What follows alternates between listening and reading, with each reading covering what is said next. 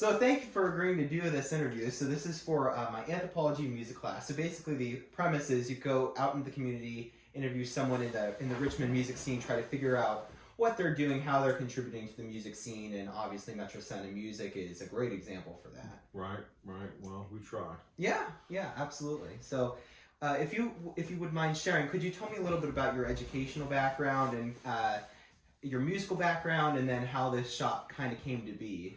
Let's see here. Well, I guess my music really started when I was just a kid, and maybe second, third grade, started plunking out some tunes on the piano.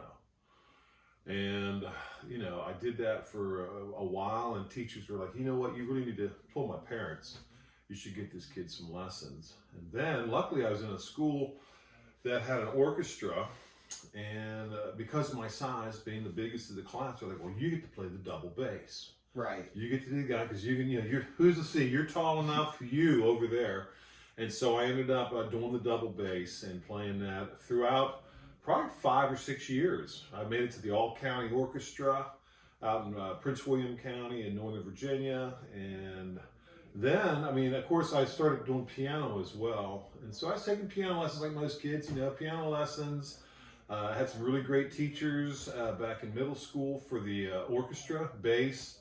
And then in high school, I was in the jazz combo, and I sort of worked my way from the bass into playing piano. Fender Rhodes, that was a cool thing back then. And actually what we had was a Fender Rhodes, brand new, supplied to the school. And my teacher was cool enough to let me just pretty much, I was the piano player of the school, and I just maintained that thing, took it with me occasionally on a few gigs here and there.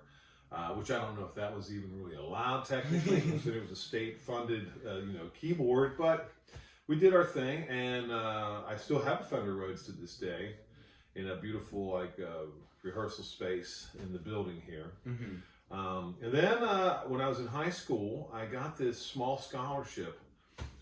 Kid Hartley was a senior. He had passed away in a boating accident, and his parents set up a scholarship for him and for any of the people that would go to school that showed promise in music. And so I won that scholarship. It was a small scholarship, and to be used at a school where you're going to minor in music or do something with music. And that brought me down to VCU. Let me think here. So yeah, I came down to Richmond. I wasn't far away.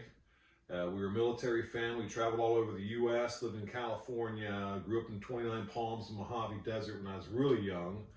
And then we came to Virginia right about that second grade, third grade. And so for the first 7 years of life, it was on the desert. And then I got brought into Virginia, and the rest is kind of history. I've been in Virginia for the last 40 years, if not longer. So I come down, and then fast forward. So finally I got this degree, or I got this scholarship, come down to Richmond, and I used my scholarship, and I got in the jazz program, VCU, for a time being. But I realized that I just was not going to be a jazz artist like I thought. I was like, man, this is cool, but I just want to play. And my father was pretty much saying, hey, you really do have that piano thing down.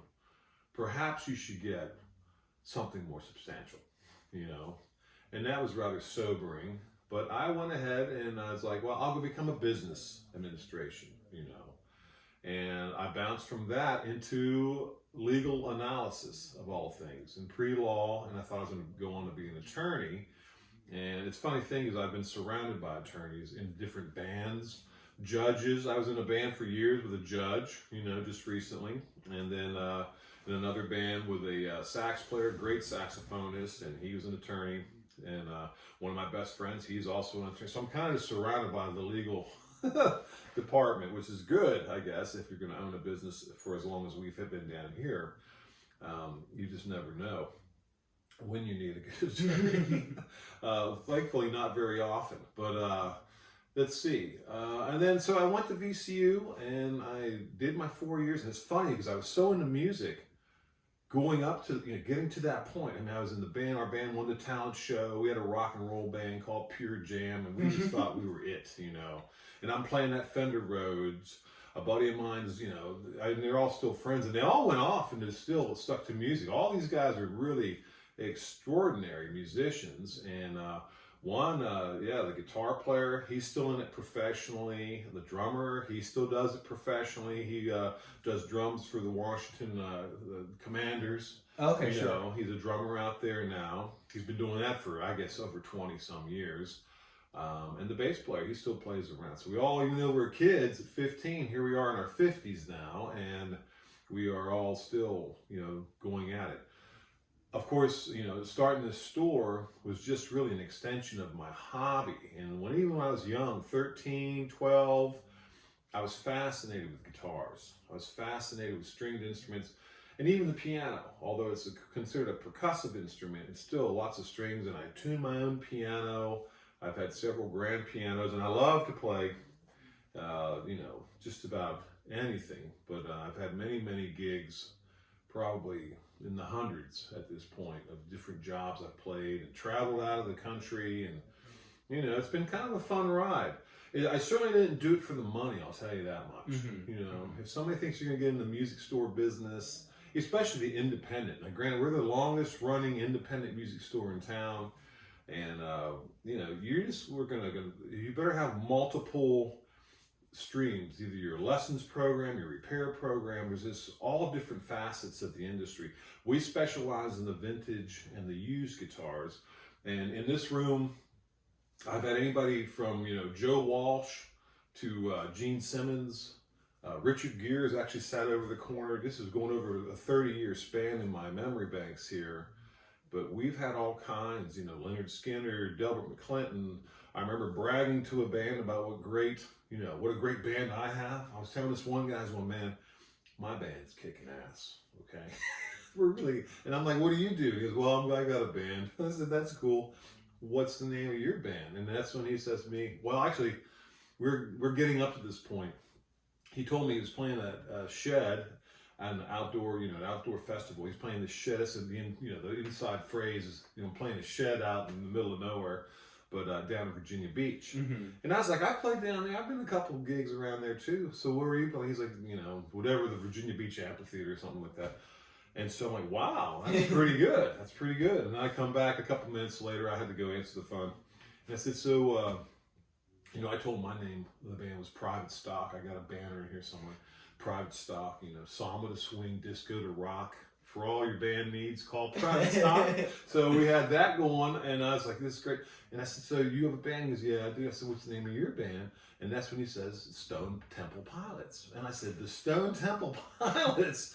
I've heard of you. And I walked in the back room, and I told the guys, it's like, we've got a Stone Temple Pilot here. So I walked back out there. I'm not sure if you know who the Stone Temple Pilots are. I don't, no. But dude, Stone Temple Pilots back in the 90s and 2000, they were playing 100,000, 200,000, seat festivals. These guys were it. If you go YouTube Stone Temple Pilots, and I know there's songs on there that you're going to recognize. Oh, I didn't know those guys wrote that song. Mm-hmm. So anyhow, I had him in here, and I said, so you play with them? And he goes, no, I started the band. It was Rob DeLeo, he and his brother in that band, and they wrote some great songs. They really did. Great rock and roll, catchy, just really, really good stuff. And of course, he had a relationship with Scott Weiland. Now, Scott died of a heroin overdose a few years ago, and he was sort of at that point still caught in just the throes of the drug addiction, I guess. And I asked. It was just he and I, this rock star and myself, sitting in here, and I said to him, so what's it like being a rock star? He's like, man, it's great. It was great when I was in my 20s, but now I'm in my 40s. I've got a wife and 2 kids back in Los Angeles. He goes, we're traveling all over. I said, that's got to be tough. And he said, it is tough. And I then said, what is your relationship with Scott? Knowing that there's been a little bit of a controversy over the years. And he told me, he was just like, because it's really hard. Because we, the 3 of them in the band, arrive on one bus, and the other guy, Scott, arrives on his bus. They run up the stage, they go out, do their songs, come back, and they go in both different directions. And I was like, God, that's got to be. He did tell me. He said it was the probably the most strange relationship he's ever had with another human. He says it's such a weird It's unnatural. Yeah, that we just get up. We don't really talk about how's it going. I'm sure they may have some little bit of chit chat. I don't know. But he said they just got up, buses parked. They know what time they got to be on stage, and then when they're gone, and they're driving somewhere else just to play through these songs again. So that's some of the interesting stories of being here for so many years. I mean, it's hard to believe this was an empty room 31 years ago. Wow. And I walked in here. I built this room with my brother and I, and there's an office above it, and the whole building has just been completely developed into all sorts of things. Mostly a lot of apartments. I used to live upstairs on a mattress. When I was here first, I lived upstairs on a mattress. Had a black Labrador Retriever. We had no heat. He was my heat. He's like, come here, boy. And my parents, they were worried sick. My dad's an ex-career Marine, Lieutenant Colonel. And he came down here early on. He was just like, listen, man, this place is sketchy. Downtown Richmond is a sketchy place, and you better watch your back. And I always did, But we also embraced the community, too, which brings on to things like, early on, we had food drives and can drives. For the Daily Planet, we had Rock the Planet. But, it's a lot of effort. And it's because you see the same faces walking by. Sure. The same homeless people. And it's just sort of sad that this country and this community in particular, that we can't help these people out. So, you're going to have to embrace whatever you have to embrace to get the community behind you. So we'd have, 5 cans for $5,000. I did that. You bring me 5 cans of food, I would throw your name into the hat for a $5,000 store, shopping spree. And that got a lot of people going. We did a lot of XL 102. We did a lot of Fox 35 commercials and stuff. And then across the street, we threw a, outdoor party. You'd have hot dogs and food and that sort of stuff to benefit the Daily Planet. Proceeds would go there. And now we do another event in which we handle the entertainment mostly. I help coordinate and orchestrate all the entertainment for Broad Appetit, which is the largest food festival in the state of Virginia. And it happens right out front. We close down 5 blocks from Belvedere Avenue to Adams Street. And there's probably 100 to maybe 150 food vendors. Wow. Down the center of the block, and it's a food competition. So there's nothing better than a food competition with craft breweries all over the place, multiple stages, and I've had over 100 participants of musicians in these last, 13 years.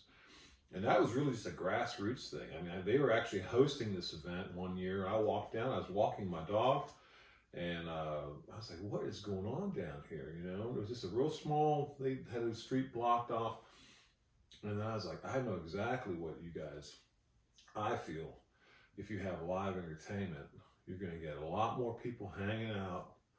And so let me see if I can put that together for you. Mm-hmm. I'll handle the entertainment. I'll get the musicians. I know everybody. And you guys do your thing with getting your food and licenses and permits. And there's over 100, and the reason they know it's the largest food festival, it's actually one of the largest. It's over 35 or 40,000 people. That's incredible. Show up on one Sunday.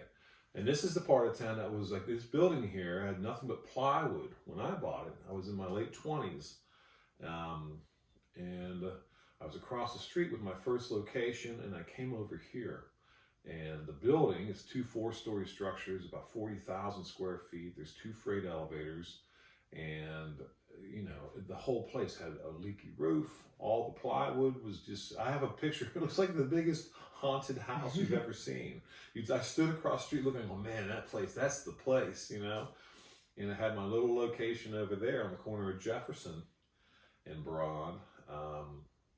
So anyhow, fast forward 25 years, I did a big, massive renovation upstairs. Thank God I was able to hold on all these years. Mm-hmm. Living well below my means and just making sure paying the mortgages and stuff, and just taking care of business. We had rehearsal spaces. That was the first thing I built in this building when I first bought it, was rehearsal spaces. And we stayed busy with those for probably 15 years. Mm-hmm. That was really a good move, I must say. It was a lot of work over, I couldn't even tell you how many pieces of drywall. I mean, it might have been 300 or 400 because we had we double walled, made everything soundproof. We had 2 layers of drywall, a steel beam, an air pocket, hanging an aggregate of material, and then another piece of air, and then another steel beam, and then 2 more sheets of drywall. That's how all the balls built. Yeah, no, because it did help, and it wasn't soundproof, but they were sound resistant, so you could have 2 bands rehearse. And we may get back into that since we don't do the band rehearsal thing anymore. Because we did this massive renovation, which we needed all that space for our backstock of gear. But we're looking at running down that road again, and either having more lessons, maybe moving our repair shop downstairs and giving us more retail in the back. So the business is always, in a metamorphosis.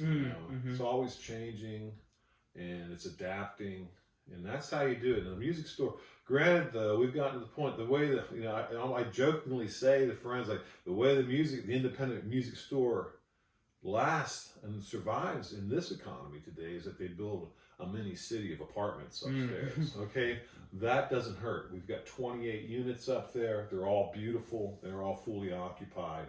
And so now we've become a leasing company, a cleaning company, a music store, and so it's allowed us to sort of change and to, just adapt. That's what you got to do.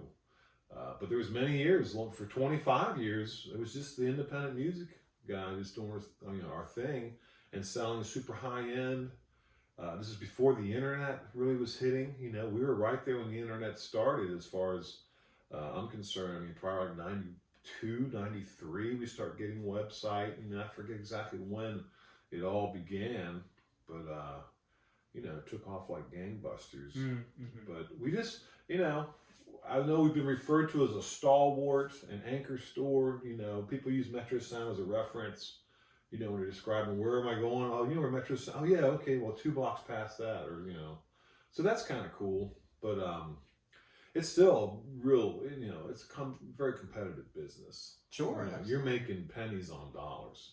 So, like I said, there's no get-rich-quick scheme in this business unless you do it massive volumes, and you've got massive amount of money. The way they say you make $1 million in the music business is that you start with 2.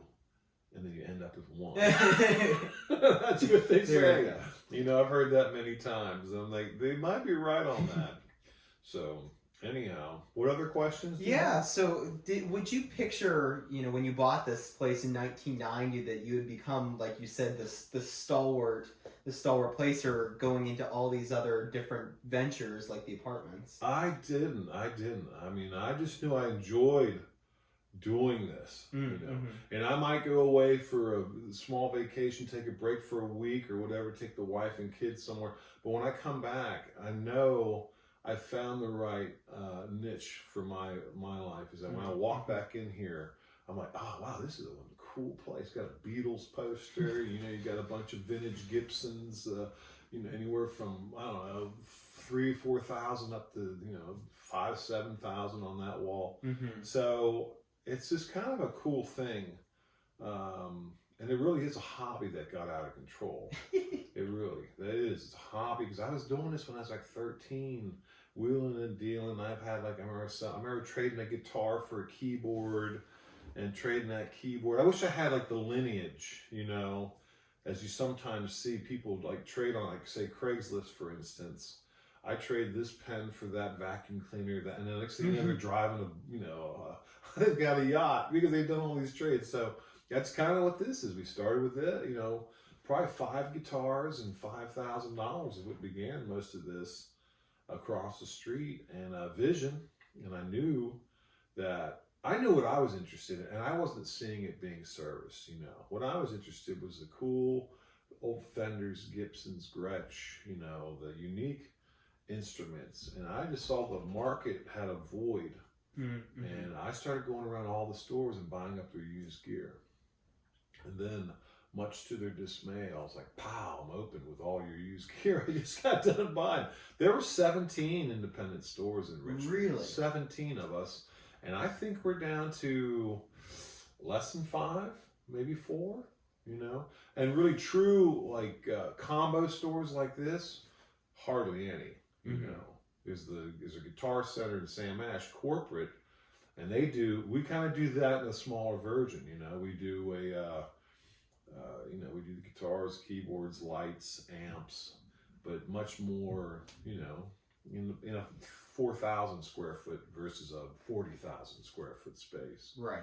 But there was a time in which I knew the numbers at some competitors here in town, and I know per square foot we were doing, if comparatively speaking, what we were generating here was near double what they were generating there. If you had to have apples to apples, you know, every per square foot, how much is it making?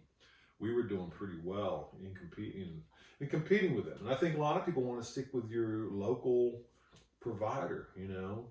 We know our customers by their first name, you know, you get to sort of check out, and you build relationships. And that's really what it all is building relationships with people and having them being comfortable with doing business with you. And if things screw up, you try to take, you know, the very best care of of like rectifying any situation that may happen. And the whole key too is just starting from the beginning,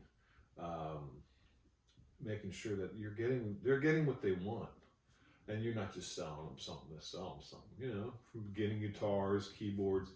I mean, keyboards nowadays have come such a long way. From when I was starting. I was driving up to Northern Virginia. I remember my dad going with me, and we bought this keyboard just, you know, for $880. I remember this, which was a lot of money in about 1977, somewhere around there. Yeah, 78, 79 probably, 13, 14.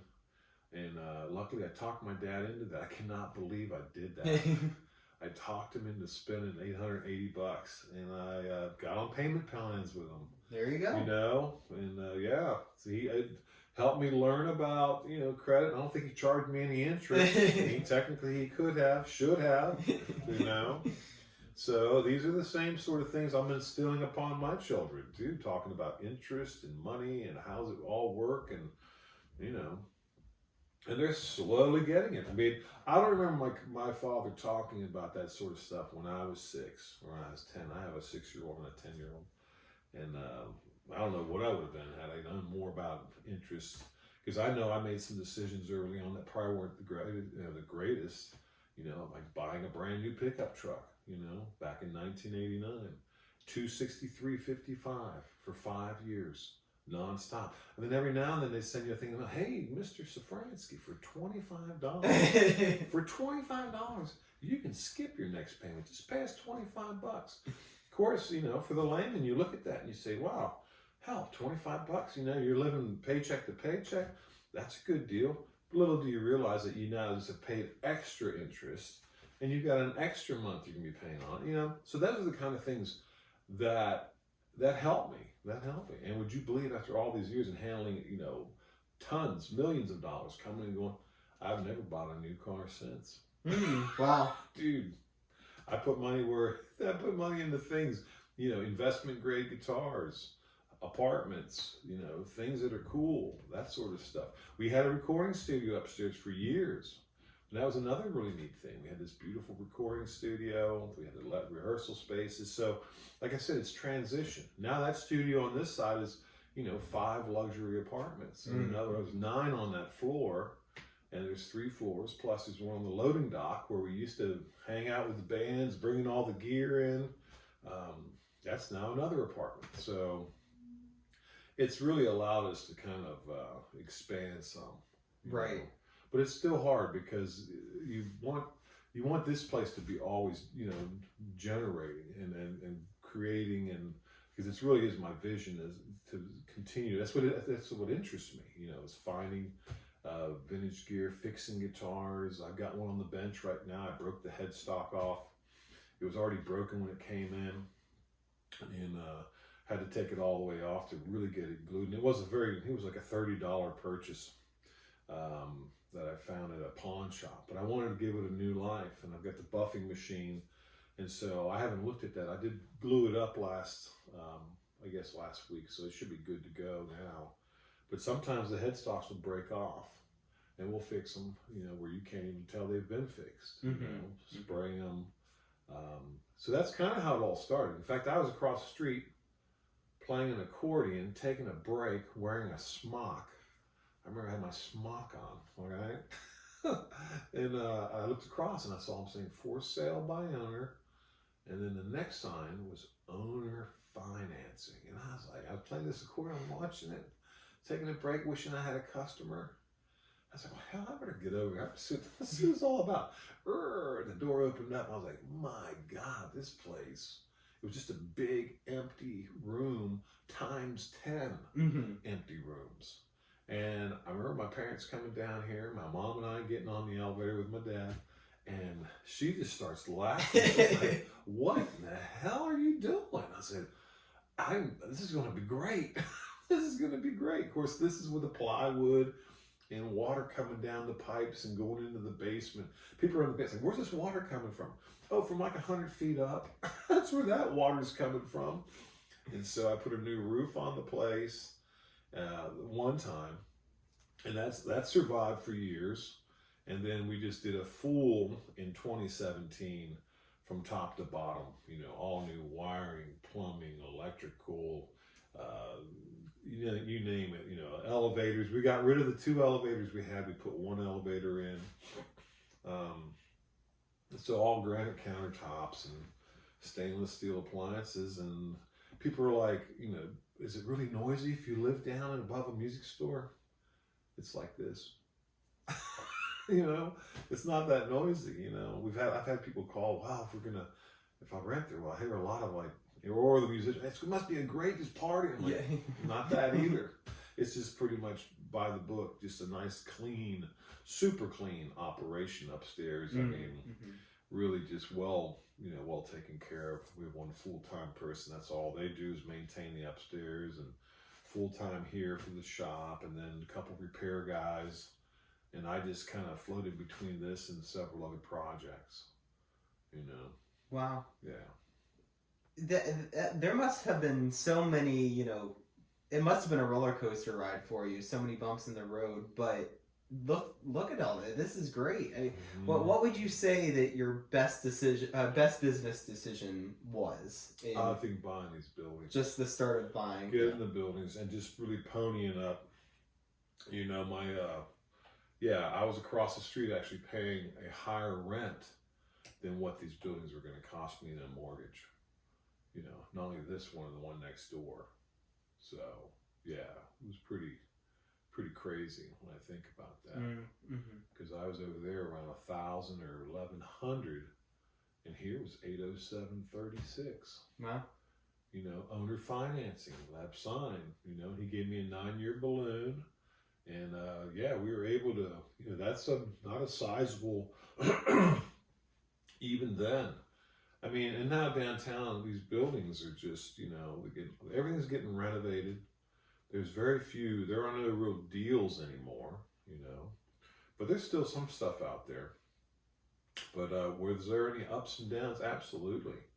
And there were some times when I stressed, about, the bills and the credit lines, I hate to borrow it. I mean, if it's okay to borrow it if you're going to make enough profit in a quick enough fashion to be able to service that note, as well as pay your people and put some money in your pocket if you can. Sure. And this was like running a marathon. I tell people it was like running. We had up to 7 employees, and sure, we had sales of $1 million plus in a year in this small little place, but I mean, it was just crazy that all this effort. But there's still, at the end of the day, it's hard.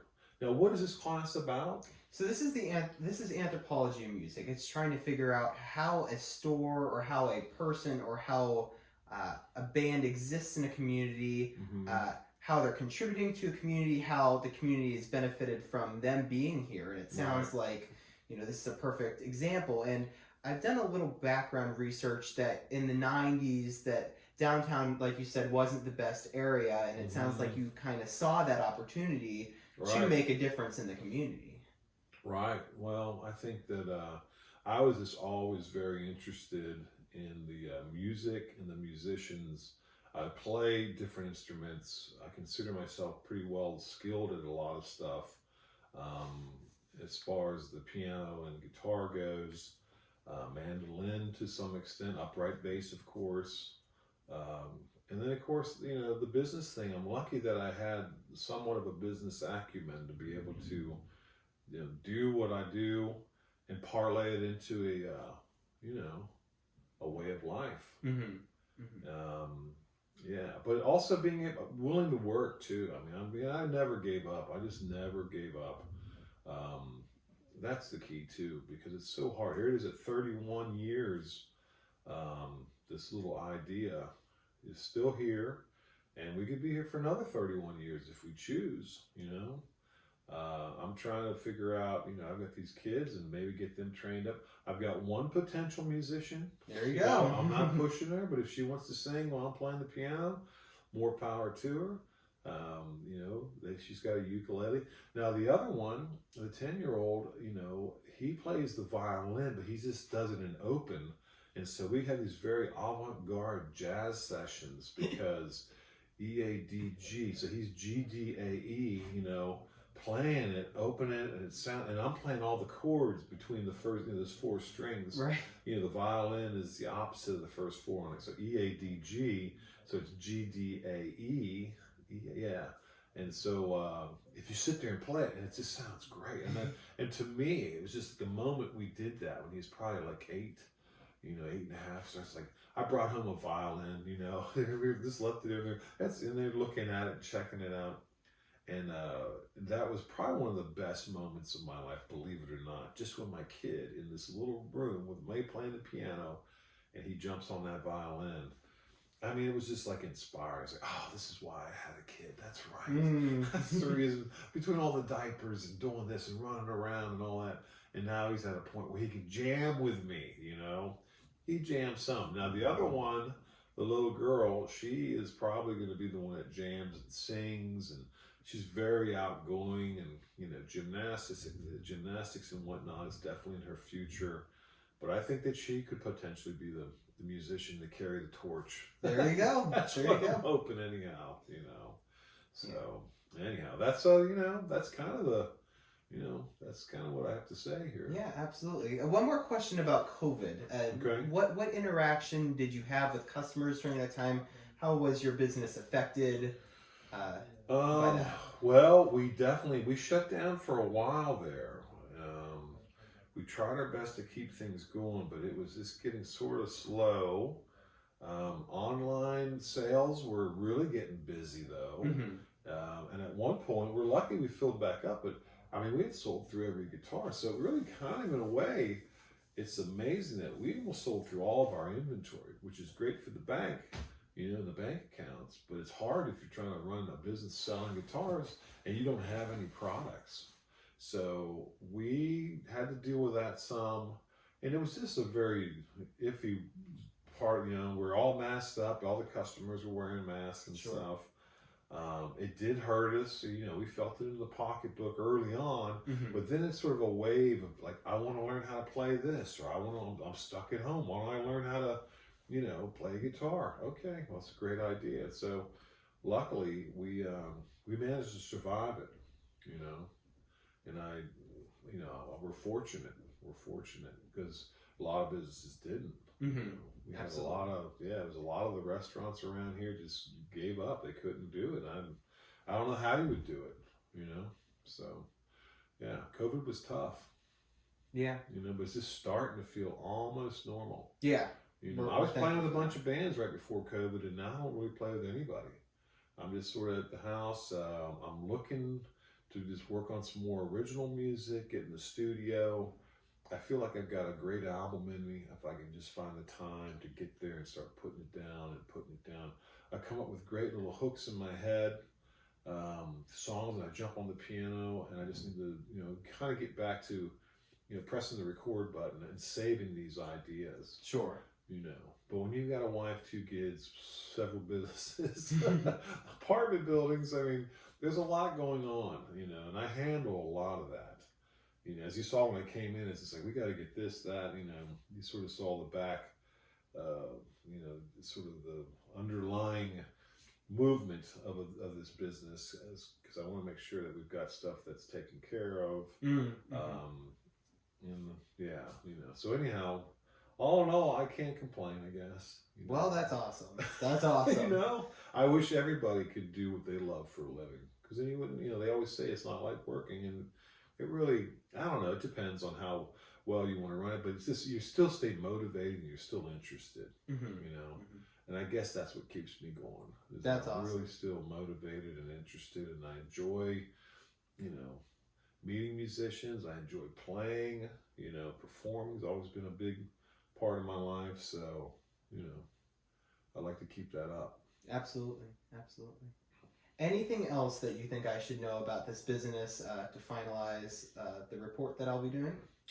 I mean, we have received, you know, awards from different magazines, different manufacturers for selling product. The Spirit of Art and Technology from Mesa Boogie. We had Style Magazine did you know, we're one of the, I forget how we're, you know, but it's the local heroes of music stores back in the day. We've had, yeah, you know, a couple good write-ups here and there. And we're probably gonna get back out on doing more commercials. So you'll hear us on different stations around town, because we've not done that in a while. It's all been voicemail, you know, word of mouth. Mm-hmm. You know, I was going to say it's all been voicemail. It's all been voicemail. We've been leaving messages just everywhere. We've been leaving them, but no one ever calls back. I don't know. Anyhow, yeah. Well, great. Well, thank you so much for sitting down with me. This is pleasure. Really helpful. Is this U of R? This is U of R, yes. You know, and I played the U of R stadium. I played not the stadium, but outside rock and roll for the football game. Great, yeah. I'll give a plug for the Bart Chucker Band. Okay, Bart is the judge, great guy, and he kept me gainfully employed on piano for, I don't know how, 13 years. You know, that place is great. And whenever we played, it was like a New Year's Eve party. Oh, really? That's One night a month we would play, and that place was hopping, you know. And then we'd come and do the fall. I played probably 6 or 8 fall seasons over there in the parking lot, right to the right when you're coming down to the stadium. Sure. Right-hand side. Right by the frats? Plenty of beer, plenty of music. Yeah, a lot of fun. So, yeah, it's a great campus. Yeah, it's a fun time for sure. It really is, yeah. You know, so anyhow, that's my story. Great. I'm sticking to it. All right, thank you.